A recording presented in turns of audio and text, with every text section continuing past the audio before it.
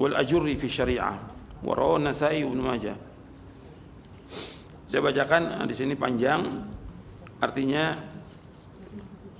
kata sahabat Bara' bin Azib radhiyallahu anhu, beliau berkata, kami pernah pergi bersama Nabi sallallahu alaihi wasallam, arti kami mengantarkan jenazah. Kami bersama Nabi sallallahu alaihi wasallam mengantarkan jenazah salah seorang dari kaum Ansar. Kami pun sampai di kuburan. Tatkala jenazahnya telah dimasukkan ke liang lahat, artinya sedang dimasukkan di liang lahat, Rasulullah SAW duduk dengan menghadap kiblat, dan kami ikut duduk di sekeliling beliau. Seakan-akan di atas kepala kami terdapat burung. Berarti kami menundukkan, nggak berani kami mendongakkan kepala, kami tunduk. Di tangan beliau terdapat tongkat yang beliau hentakkan ke tanah. Kemudian beliau melihat ke langit dan ke bumi. Beliau juga mengangkat dan mengangkat pandangannya sebanyak 3 kali. Selanjutnya beliau bersabda, berlindunglah kepada Allah dari azab kubur. Kata Nabi, ista'idzu billahi min adzabil qabr 3 kali. Kemudian Nabi mengucapkan, Allahumma inni a'udzubika min adzabil qabr. Allahumma inni a'udzubika min adzabil qabr. Allahumma inni a'udzubika min adzabil qabr. Ya Allah, sungguhnya aku berlindung padamu dari azab kubur. Nabi ucapkan 3 kali. Kemudian beliau sallallahu alaihi wasallam bersabda, innal abdal mu'min, sesungguhnya seorang hamba yang beriman, jika ia akan terputus dari kehidupan dunia menuju alam akhirat, artinya sudah sedikit lagi dia meninggal dunia, sudah detik-detiknya meninggal dunia, maka turun kepadanya para malaikat dari langit yang berwajah putih seolah-olah wajah mereka matahari, dengan membawa salah satu dari kafan dan wewangian sorga, hingga mereka duduk dengan jarak sejauh mata memandang. Selanjutnya Malakul Maut alaihissalam mendatanginya hingga duduk di dekat kepalanya. Seraya berkata, malaikat maut mengatakan, ayyuhan nafsu thayyibah. Dalam riwayat yang lain, ayyuhan nafsul mutmainnah, wahai jiwa yang baik. Dalam riwayat yang lain disebutkan, wahai jiwa yang tenang, ukhruji ila maghfiratin minallah wa ridwanin, keluarlah menuju ampunan dari Allah dan keridhaannya. Artinya orang mukmin keluar ruhnya itu dengan dipanggil dengan panggilan yang baik, wahai jiwa yang baik, wahai jiwa yang tenang, keluarlah menuju ampunan dari Allah dan keridhaannya. Beliau SAW berkata, maka keluarlah jiwa itu menetes seperti sisa tetesan air yang keluar dari mulut bijana. Berarti kalau orang itu ini bijana, kalau airnya penuh itu keluarnya cepat. Kalau sisa air sedikit, itu keluarnya agak lambat. Apakah ini gelas atau ceret? Itu kalau dituangkan itu lambat dia netesnya. Begitu roh itu keluar dari tubuh itu. Karena ditarik dari mulai kaki terus semuanya tertarik itu keluar seperti air menetes. Dan itu sakitnya luar biasa. Sakitnya luar biasa keluarnya itu. Waktu keluarnya sakit luar biasa. Kemudian keluarlah jiwa itu menetes seperti sisa tetesan air yang keluar dari mulut bijana. Dan ini dialami oleh semuanya, hatta oleh Nabi Muhammad SAW dalam keadaan sakaratul maut, sampai Fatimah melihat nangis. Wa karba abata, wahai kesulitan yang dialami oleh ayahku. Kata Nabi, nggak ada kesulitan sesudah ini. Ini terakhir ini sudah. Ini ujian yang terakhir. Kemudian malaikat maut mengambilnya. Ruh yang keluar itu diambil oleh malaikat maut. Dalam sebuah riwayat disebutkan, hingga apabila roh keluar, maka setiap malaikat di antara langit dan bumi mohonkan rahmat untuknya. Anda perhatikan, ketika malaikat yang datang dari langit membawa wewangian sorga, kafan dari sorga, malaikat maut itu turun, nggak ada yang melihat. Keluarganya yang sedang mentalkin itu semuanya, atas 10-100 orang, nggak melihat malaikat itu. Dan Allah sebutkan di dalam surah Al-Waqi'ah, sebutkan di dalam surah Al-Waqi'ah, semua melihat, semuanya berada tapi enggak melihat, seperti Allah sebut dalam surah Al-Waqi'ah ayat 83 sampai 85. Falaula idza balaghatil hulqum wa antum hina idzin tanzurun wa nahnu aqrabu ilaihi minkum walakin la tubsirun. Ketika ruh itu sudah berada di kerongkongan, kalian semuanya melihat kondisi orang yang sakaratul maut. Wa nahnu aqrabu ilaihi minkum, dan kami para malaikat dekat dengan kalian. Walakin la tubsirun, tapi kalian tidak melihat. Di surah Al-Waqi'ah ayat 83 sampai ayat 85. Kemudian setelah diambil ruhnya itu keluar, setiap malaikat yang di antara langit dan bumi mohonkan rahmat untuknya, karena dia orang beriman. Orang beriman dan taat kepada Allah, mentauhidkan Allah, menjauhkan perbuatan syirik, menjauhkan perbuatan bid'ah, dan segera dalam taat. Maka roh ini keluar, didoakan oleh malaikat. Ketika roh ini keluar, setiap malaikat yang antara langit dan bumi memohonkan rahmat untuknya. Juga setiap malaikat yang ada di langit mendoakan rahmat untuk orang mukmin yang meninggal ini. Setelah itu dibukakan baginya pintu-pintu langit. Tidak ada satupun penghuni pintu itu melainkan mereka berdoa kepada Allah agar ruhnya dinaikkan oleh mereka. Ketika sudah diambil roh itu, artinya roh ini sudah diambil oleh malakul maut, ditarik keluar. Kemudian mereka malaikat yang ada sekitarnya yang sudah menunggu itu tidak membiarkan di tangannya walau sekejap mata, hingga mereka membungkusnya dengan kafan tersebut, artinya kafan yang dibawa dari sorga, dan wangian yang dibawa dari sorga, langsung dibalurkan itu. Ruhnya ini dikafankan, dibalurkan wangian dari sorga. Kemudian Allah sebutkan dalam surah, Nabi menyebutkan ayat dalam surah Al-An'am ayat 61. Dalam surah Al-An'am ayat 61, tawaffatu rusuluna wa hum la yufarritun. Diwafatkan oleh malaikat-malaikat kami, dan malaikat kami itu tidak akan melalaikan kewajibannya. Maka darinya keluar aroma yang sangat wangi.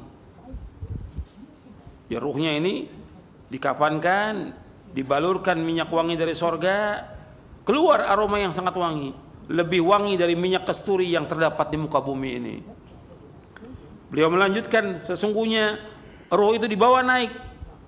Mereka tidak berjalan melewati sekumpulan malaikat, melainkan mereka berkata, "Ruh siapa yang wangi ini?"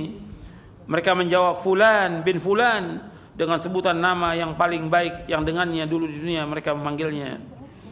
Hingga akhirnya mereka sampai di langit dunia. Selanjutnya para malaikat itu minta dibukakan pintu untuknya. Jadi setiap langit, 7 langit itu mesti ada pintunya, dan setiap pintu ada penjaganya. Malaikat ini minta izin agar dibukakan pintu langit. Maka dibukakan pintu bagi mereka. Di setiap langit diiringi, setiap langit roh ini diiringi oleh para malaikat yang terdekat kepada Allah sampai ke langit berikutnya, hingga akhirnya sampai ke langit yang ke-7. Kemudian Allah berfirman, "Tuliskan kitab catatan hambaku di Illiyin," yang Allah sebutkan di dalam surah Al-Mutaffifin ayat 18 sampai ayat 21, "Wa ma adraka ma illiyun, kitabun marqum yashhaduhul muqarrabun." Tuliskan kitab hambaku di Illiyin. Tahukah kamu apakah Illiyin itu? Yaitu kitab yang bertulis, yang disaksikan oleh malaikat-malaikat yang terdekat kepada Allah. Maka dituliskan kitabnya di Illiyin. Setelah itu dikatakan, kembalikan ruh ini ke bumi, karena sungguhnya aku telah menjanjikan bahwa darinya aku telah menciptakan mereka, dan kepadanya aku akan mengembalikan mereka, serta darinya akan aku keluarkan mereka di kesempatan yang lain. Allah sebutkan ayatnya dalam surah Thaha di ayat 55, "Minha khalaqnakum wa fiha nu'idukum wa minha nukhrijukum taratan ukhra. Darinya kami menciptakan kalian dari tanah dan kami akan kembalikan kalian ke tanah, dan dari tanah kami akan keluarkan kalian. Dalam surah Thaha ayat 55. Kemudian Nabi melanjutkan, maka dikembalikanlah lagi ruh itu ke bumi, dimasukkan ke jasadnya, dan jasadnya ini sudah dimandikan, sudah dikafankan, sudah disolatkan, sudah dibawa ke kubur, maka ruh itu baru datang. Kalau sudah dibawa ke kubur, dikuburkan, maka setelah diuruk dengan tanah, ruh itu baru dimasukkan. Datang ruh itu, dikembalikan ke jasadnya, ke tubuhnya, dan tubuhnya sudah dikuburkan. Jadi berbarengan itu. Begitu masuk jasad ke liang kubur, ruh itu dimasukkan kembali kepada tubuhnya, dikembalikan ke jasadnya. Kemudian beliau SAW berkata, sesungguhnya dia mendengar suara sandal sahabat-sahabatnya jika mereka pulang meninggalkannya. Sesudah itu didatangi dia oleh dua malaikat yang kasar lagi keras. Lalu keduanya menggertaknya dan mendudukkannya seraya bertanya kepadanya, "Man rabbuka?" Siapa Rabbmu? Dia jawab, "Rabbi Allah." Rabbku Allah. Ditanya lagi, "Wa ma dinuka?" Apa agamamu?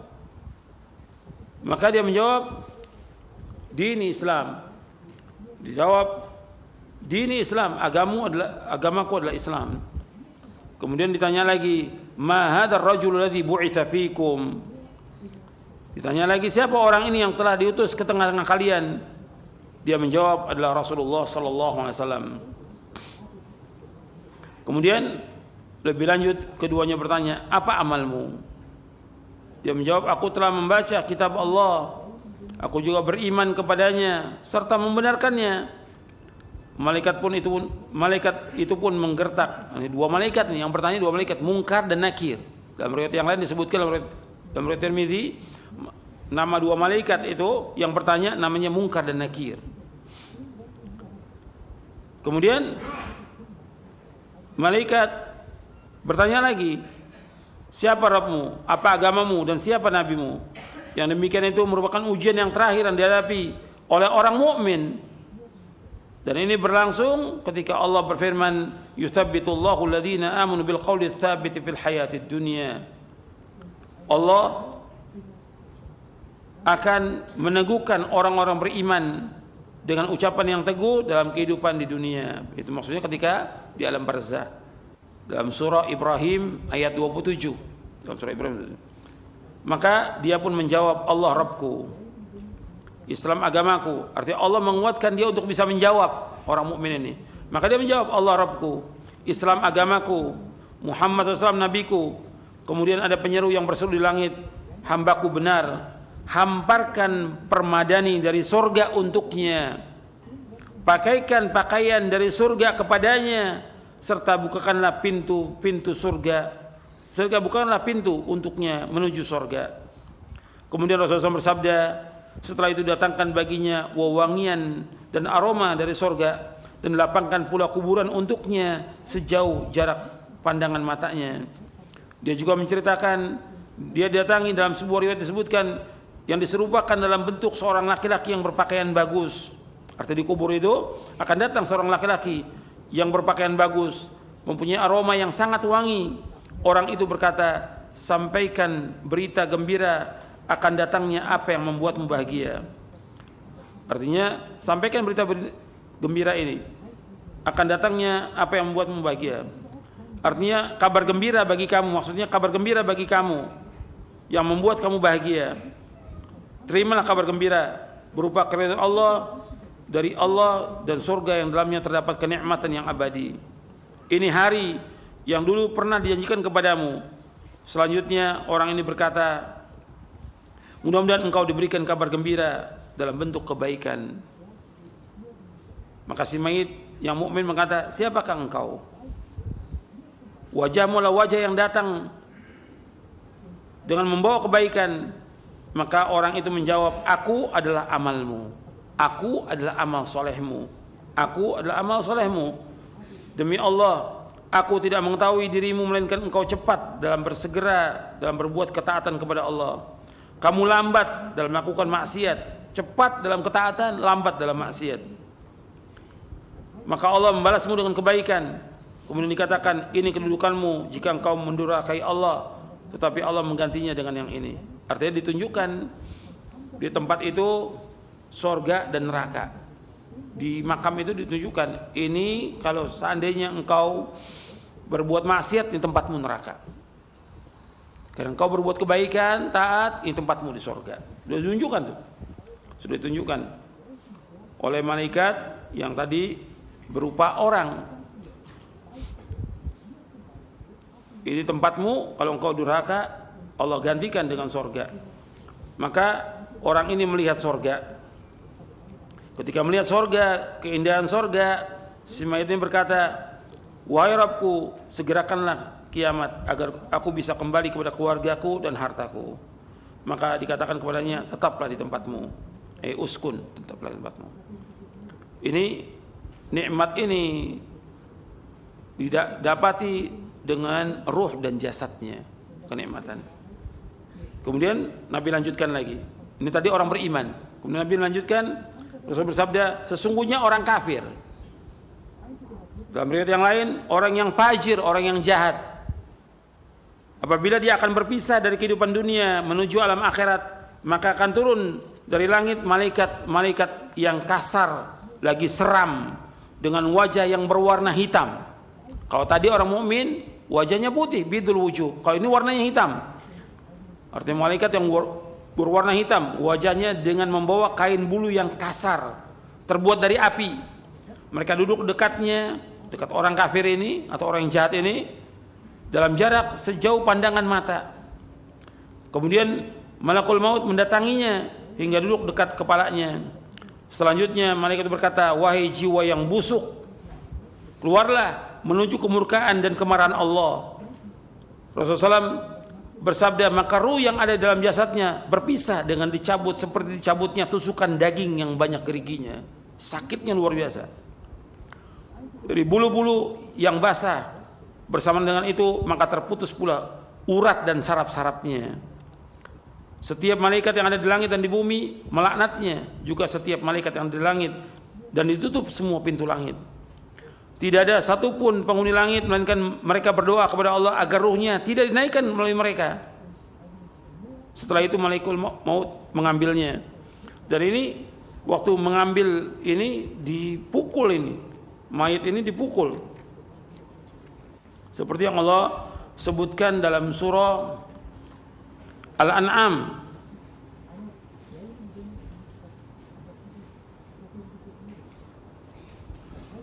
Walau tara idh zalimuna fi ghamaratil maut wal malaikatu basitu aydihim akhriju anfusakum al yawma tujzauna adzabal huni bima kuntum taquluna al haqq ghairal haqq wa kuntum an ayati tastakbirun. Al-An'am ayat 93.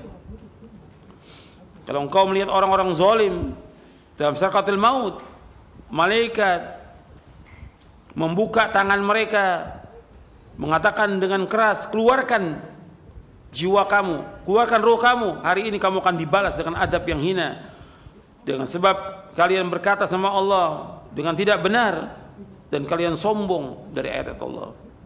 Kemudian juga dalam surah Al-Anfal ayat 50, walau tara idh yatawaffa alladhina kafaru al-malaikatu yadribuna wujuhahum wa adbarahum wa dhuqu 'adzabal hariq.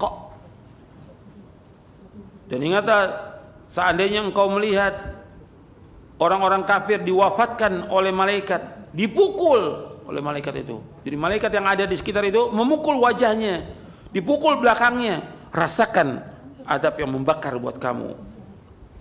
Begitu juga Allah sebutkan dalam surah Muhammad ayat 27, fa kaifa idza tawaffathul malaikatu yadribuna wujuhahum wa adbarahum.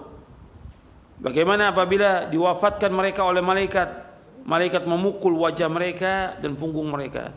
Jadi orang-orang kafir dan juga orang-orang yang jahat ini, orang-orang yang zalim dipukul oleh malaikat. Orang yang sekitarnya, keluarganya tidak dengar, tapi melihat. Artinya melihat kondisi si mayat itu dalam kondisi yang tidak baik, tersiksa dia. Dan itu orang-orang kafir itu ketika mati itu teriak-teriak. Luar biasa teriak-teriaknya. Sakit. Orang-orang yang jahat juga demikian. Orang yang zalim demikian. Jadi dicabut dengan keras, dipukul oleh malaikat, dan orang sekitarnya enggak melihat malaikat memukul mereka, dengan keras dipukul. Kemudian dicabut oleh malaikat maut. Jadi nama yang benar malaikat yang mencabut nyawa itu namanya malakul maut, sesuai dengan nas Al-Quran dan juga dengan hadis Nabi. Enggak ada malaikat Israel, itu enggak ada. Enggak ada, itu bukan dari hadis Nabi. Yang benar yaitu malakul maut, yang mencabut nyawa itu malakul maut. Kemudian setelah itu, setelah dicabut nyawanya, rohnya itu seperti cabutan tusukan daging yang banyak geriginya dari bulu-bulu yang basah.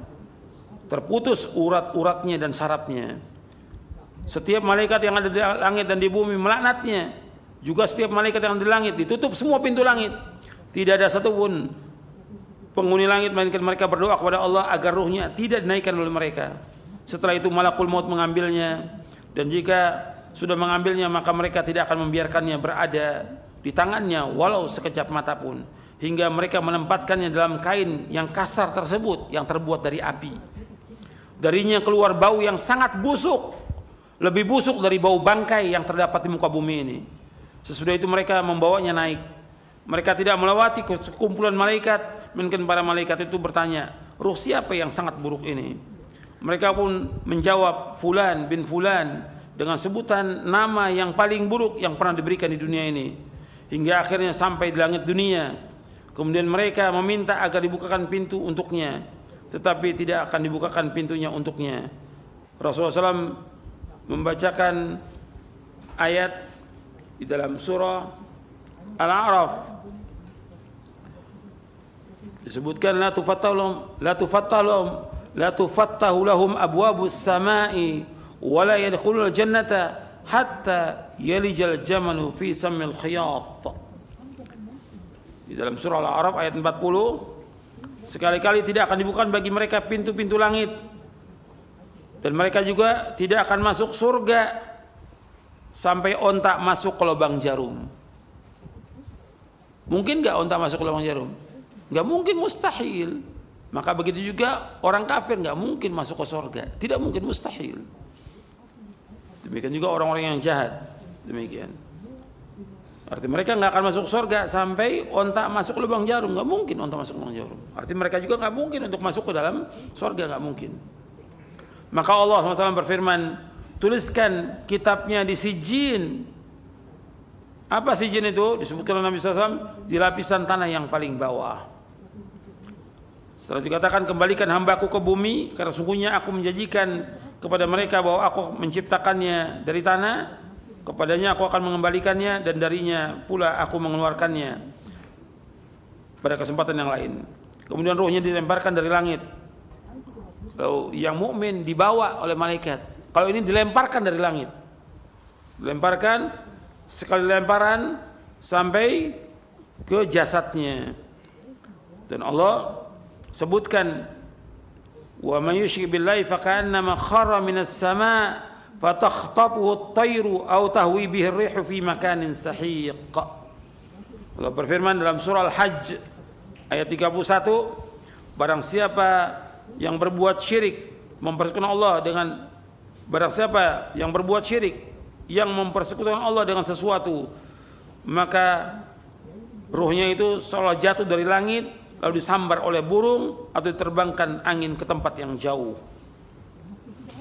Kemudian rohnya dikembalikan ke jasadnya. Beliau SAW bersabda, sungguhnya dia mendengar suara sandal sahabat-sahabatnya jika mereka pulang meninggalkannya. Sesudah itu didatangi oleh dua malaikat yang kasar lagi keras, yaitu malaikat Munkar dan Nakir. Keduanya pun menggertaknya, lalu menundukkannya seraya berkata, siapa Rabbmu? Dia menjawab, Kedua malaikat bertanya lagi, apa agamamu? Dia jawab, aku tidak tahu. Bagaimana menurutmu tentang siapa orang yang telah diutus kepada kalian? Tanya kedua malaikat. Kemudian dia dikatakan Muhammad. Dia menjawab, aku tidak tahu. Aku mendengar orang mengatakan demikian. Lalu dikatakan, kamu tidak tahu dan tidak mau membaca. Selanjutnya ada penyeru yang bersudah langit, dia itu bohong. Oleh karena itu, hamparkanlah untuknya alas dari neraka, hamparan dari neraka. Bukakan juga baginya pintu menuju neraka. Maka datangkanlah untuknya api dan panasnya neraka. Disempitkan pula baginya kuburannya, sehingga semua tulang-tulangnya remuk. Setelah itu didatangi, dalam sebuah riwayat disebutkan untuknya seorang yang berwajah sangat buruk, berpakaian jelek, lagi berbau busuk. Orang itu berkata, terimalah berita yang akan membuatmu sengsara. Inilah hari yang dulu pernah dijanjikan kepadamu. Dia berkata, kamu sendiri, semoga Allah memberimu berita keburukan. Siapa kamu ini? Wajahmu seperti orang yang datang dengan membawa keburukan. Dia menjawab, aku adalah amalmu yang buruk, amal-amal jelekmu, perbuatan-perbuatan jelekmu yang kamu lakukan di dunia ini. Demi Allah, aku tidak mengetahui, melainkan engkau benar-benar sangat lambat mentaati Allah. Tapi justru kamu cepat durhaka berbuat maksiat kepada Allah. Semoga Allah membalas keburukan kepadamu. Kemudian ditetapkan baginya kebutaan, buta, tuli dan bisu. Sementara di tangannya terdapat sebatang besi. Artinya tetapkan baginya kebutaan, keturunan bisuan. Kemudian malaikat itu membawa sebatang besi yang kalau besi ini dipukulkan ke gunung, gunung itu akan hancur. Ketika orang ini nggak bisa menjawab pertanyaan malaikat, dipukul dengan besi itu, hancur dia seperti debu. Dihidupkan lagi oleh Allah. Ditanya lagi nggak bisa menjawab, dipukul lagi, dan terus seperti itu, disiksa dalam kuburnya. Waliyadzubillah. Ini yang dikatakan adzabul qabr. Maka malaikat memukulnya sekali pukulan hingga dia benar-benar menjadi debu. Setelah itu Allah mengembalikannya seperti semula. Selanjutnya dipukul lagi, pukulan hingga dia berteriak yang keras, yang didengar oleh segala sesuatu kecuali jin dan manusia. Yang tidak mendengar, jin dan manusia. Binatang mendengar. Makanya ada di zaman Nabi, ketika Nabi masuk ke kebun Bani Najjar, ontaknya itu teriak-teriak, artinya keras gitu suaranya, ontak itu mengamuk. Kata Nabi, siapa yang dikuburkan di sini? Orang-orang yang mati zaman jahiliyah, orang-orang kafir. Jadi disiksa oleh Allah Taala. Jadi binatang itu tahu siksaannya orang dikubur itu. Sesudah itu dibukakan baginya pintu neraka, dihamparkan untuknya hamparan dari neraka. Maka dia berkata, wahai Rabbku, janganlah engkau adakan kiamat. Hadis ini sahih, diriwayatkan oleh Imam Abu Daud, Al-Hakim, Abu Daud Talisi, Ahmad dalam musnadnya, dan juga Al-Ajuri dalam Asyariah. Imam Ahmad meriwayatkan panjang sekali, lengkap, tapi ada yang meriwayatkan dengan ringkas seperti Abu Daud dan yang lainnya. Imam Nasai juga meriwayatkan dengan ringkas, begitu juga Ibnu Majah. Dan hadis ini kata Imam Hakim sahih menurut syarat Syaikhan. Dan dinilai sahih oleh Imam Ibnu Qayyim dalam kitabnya I'lamul Muwaqqi'in dan juga dalam Tahdzibus Sunan. Jadi hadis ini sahih, disahihkan juga oleh Syekh Albani. Jadi ikhwan fillah, azakumullah, ini perjalanan kematian.